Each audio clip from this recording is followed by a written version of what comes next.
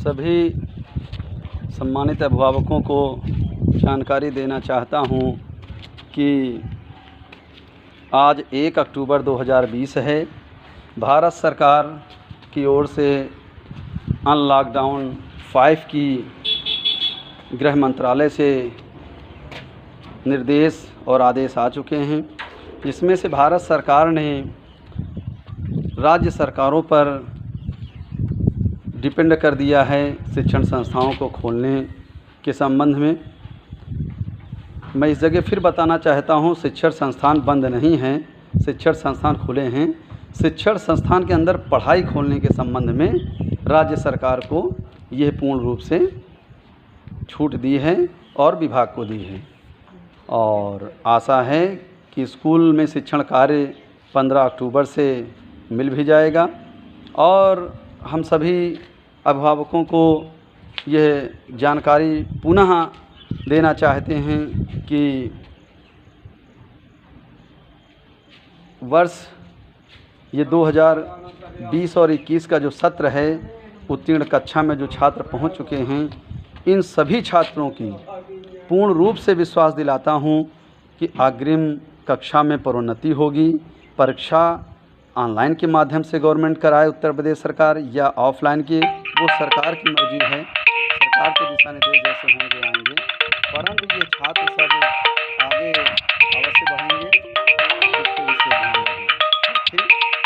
और जो बच्चे अभी भी छूटे हुए हैं, नहीं अभी पूर्ण रूप से बुक ले पाए, ना तो जो पढ़ाई कर रहे हैं, उनको स्पेशल मैं ऐसे बच्चों के माता पिता को जागरूक करना चाहता हूँ कि प्रातः 10 बजे से दोपहर 1 बजे तक ऑफिस खुला रहता है, आप आएँ, संपर्क करें और अपने बच्चे को अन्य सब जीवन शैली के जो क्रियाकलाप के साथ साथ शिक्षण कार्य भी संपन्न कराएं और पढ़ाएं, ताकि बच्चे का एक वर्ष ना खराब हो और आगे बच्चे को जो है अप्रैल 2021 से जो अगला कक्षा में पहुंच जाएगा।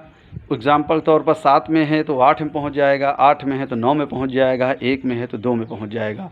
और विश्वास 1 से 8 तक क्लासों में इसलिए मैं दिलाना चाहता हूं कि उत्तर प्रदेश सरकार अपने परिषदीय विद्यालयों के लिए पूरे प्रदेश भर के कक्षा 1 से लेकर के कक्षा 8 तक के सभी छात्रों को जो उत्तर प्रदेश सरकार के अनुसार मुफ्त किताबें दी जाती हैं, तो पब्लिक को, बच्चों को मुफ्त किताबें तो मिलती हैं, लेकिन गवर्नमेंट उसका बजट बनाती है, प्रेस से छपवाती है, तब जा कर के ये किताबें बनती हैं।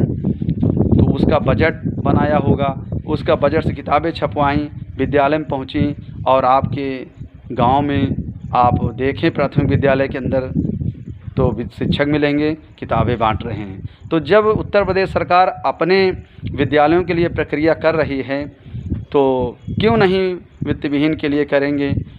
इसलिए मेरा पूर्ण विश्वास है कि कक्षा 1 से लेकर 8 तक हो या 9 से लेकर 12 तक हो, सभी छात्रों की परीक्षा होगी और ये छात्र इस जो सत्र में पढ़ रहे हैं अप्रैल 2020 और 21 में, ये सब पास हो कर के अप्रैल 2021 और 22 में उत्तीर्ण कक्षा में चले जाएंगे। इसलिए आप अपने छात्रों का एक वर्ष ना खराब करें, संपर्क करें।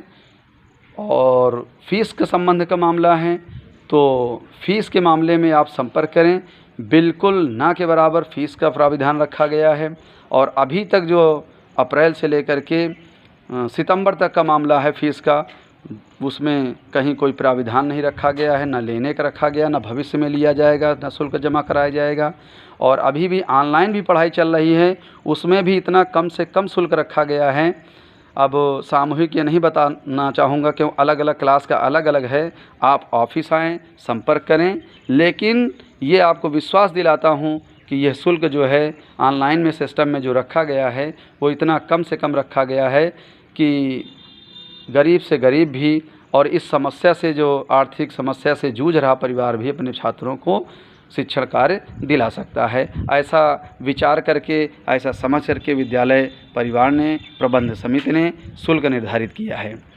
इसी बात को मैं अपने विराम देता हूँ और सबको पुनः ये चीज़ का अवगत कराता हूँ कि प्रतिदिन रविवार को छोड़कर या कोई पर्व या कोई और जयंती में जो अवकाश मिलता है उसमें ऑफिस नहीं खुलता है।